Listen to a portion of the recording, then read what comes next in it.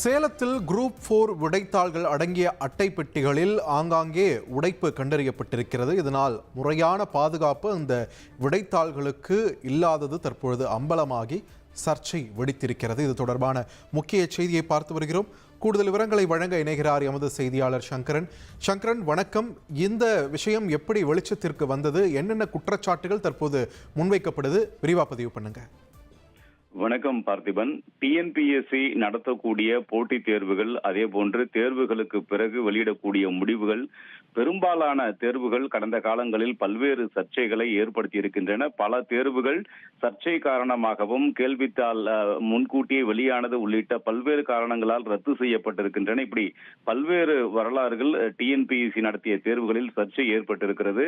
இப்படிப்பட்ட சூழலில் கடந்த 12ஆம் தேதி தமிழகம் முழுவதும் குரூப் 4 போட்டித் தேர்வுகள் நடைபெற்றன. 4000 காலி பணியிடங்களுக்கு நடத்தப்பட்ட இந்த தேர்வை 10 லட்சத்திற்கும் அதிகமானோர் இந்த தேர்வை எழுதினர். தேர்வுக்கு முன்னதாகவே தனியார் ஆம்னி பேருந்தில் கேள்வித்தாள்கள் உரிய பாதுகாப்பு இல்லாமல் வெறும் வெள்ளை காகிதங்களை ஒட்டி மதுரையில் எடுத்துச் சென்ற விவகாரம் வெளிச்சத்திற்கு வந்து மிகப்பெரிய ஒரு சர்ச்சையை ஏற்படுத்தியது. இது தொடர்பாக முழுமையான விளக்கத்தை மதுரை மாவட்ட ஆட்சியரிடம் கேட்கப்பட்டதாக டிஎன்பிஎஸ்சி தெரிவித்திருந்தது. ஆனாலும் கூட அந்த விவகாரத்தில் என்ன நடவடிக்கை எடுக்கப்பட்டது என்பது குறித்து டிஎன்பிஎஸ்சி வெளிப்படையாக தற்போது வரை எந்த அறிவிப்பையும் வெளியிடவில்லை. இந்த சூழலில் தேர்வு நடந்து முடிந்த பிறகு அந்த விடைத்தாள் கட்டுகள் என்பது பல்வேறு நகரங்களில் இருந்து சென்னைக்கு வர வைக்கப்பட்டிருக்கின்றன.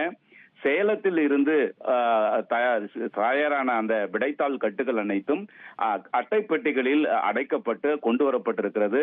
அந்த அட்டை பெட்டிகள் முறையாக உரிய பாதுகாப்பு அம்சங்களை பின்பற்றி சீலிடப்படாமல் இருக்கின்றன என்பதும், அந்த அட்டைப்பெட்டிகள் ஆங்காங்கே உடைக்கப்பட்டிருக்கின்றன, விடைத்தாள்கள் இதன் மூலமாக வெளியே எடுக்கப்பட்டிருக்கலாம் என்ற சந்தேகத்தை தேர்வர்கள் எழுப்பியிருக்கிறார்கள்.